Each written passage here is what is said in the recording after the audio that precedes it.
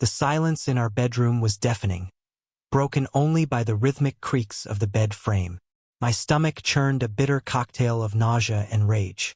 I clutched my phone, the live audio feed from the hidden speaker painting a vivid, gut-wrenching picture in my mind. She was moaning his name, a name I had once cherished as a friend.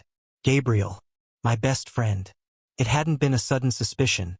The late nights at the office, the hushed phone calls, the new perfume she claimed was a gift from a colleague.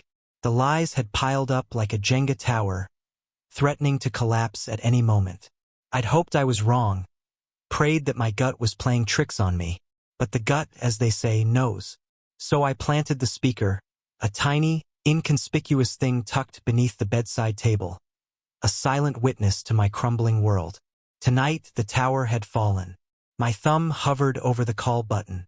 I could end this now, storm in, let the rage consume me.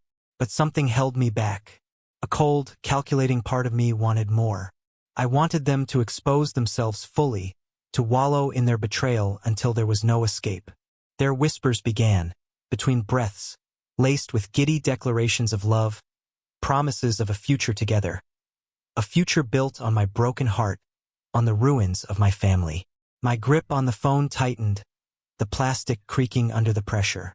"We should tell him," she murmured, her voice thick with post-coital bliss. "It's not fair to him, to us." The irony wasn't lost on me. Fairness. She was worried about fairness. "Soon," Gabriel replied, his voice a low rumble. "Let's just enjoy this, just us. For a little while longer." That was my cue. I dialed Gabriel's number. It rang twice before he answered, his voice laced with drowsiness. "Hello, Gabriel," I said, my voice flat, devoid of emotion. "You might want to turn down the music. It's a little loud." The silence on the other end of the line was absolute. Then a sharp intake of breath. The bed springs screeched as they both scrambled up.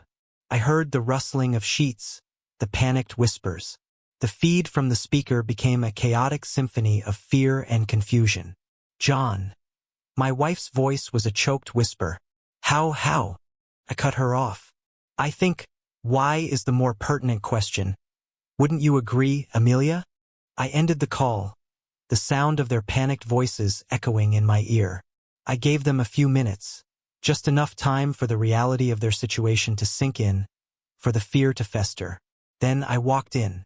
The scene that greeted me was exactly as I'd pictured it. Amelia, huddled under the covers, her eyes wide with terror. Gabriel, standing beside the bed, naked and vulnerable, clutching a pillow to his front like a flimsy shield. The look on Gabriel's face was a mixture of shame and abject fear. He'd betrayed me in the worst possible way, and now he was facing the consequences. "John, Amelia began, her voice trembling. I held up a hand, silencing her. "Don't. Just don't." My voice was quiet, but the anger simmering beneath the surface was palpable. I turned to Gabriel. "Get dressed," I said, my voice cold and hard. "We need to talk." The drive to my secluded lake house was tense and silent. Amelia sat in the back, huddled in on herself, occasionally glancing at me in the rearview mirror with pleading eyes. I ignored her. My focus was on Gabriel, the man who had once been my brother, now reduced to a trembling, guilt-ridden mess. At the lake house, I led them inside. The silence of the secluded property was broken only by the gentle lapping of waves against the shore. It was a place where I had envisioned spending happy weekends with Amelia and our future children. Now, it was the backdrop for a different kind of future, a future of reckoning. "Sit," I said, gesturing to the two chairs facing the fireplace. They obeyed, their movements stiff and awkward. I paced before them, letting the silence hang heavy in the air. Finally, I stopped, turning to face them. "So," I began, my voice echoing in the empty room. "Let's talk about loyalty. Let's talk about trust.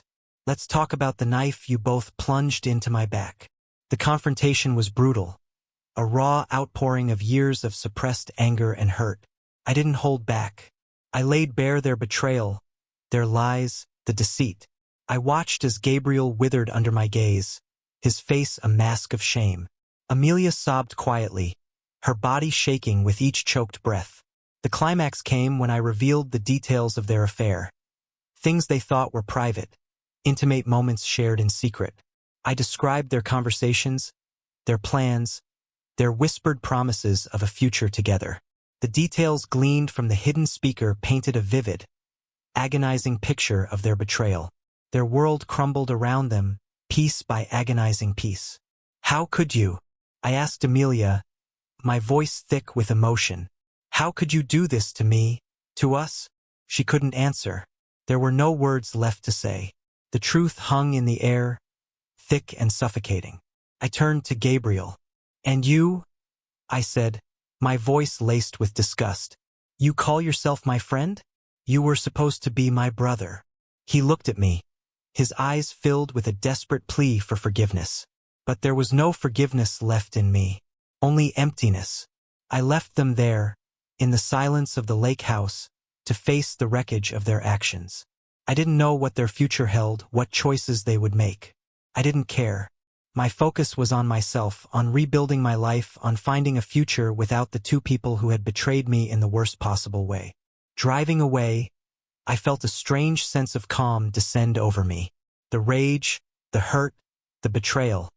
It was all still there, but it was muted, replaced by a sense of finality. A chapter had closed. Painful one. But it was over. And now a new chapter could begin. The road ahead was uncertain, but I was ready to face it. Alone, but free. The silence in the car was no longer deafening. It was the silence of peace. The silence of a new beginning. So guys, if you all liked today's story, please like the video and subscribe to our channel. And don't forget to press the bell icon. Thank you for watching.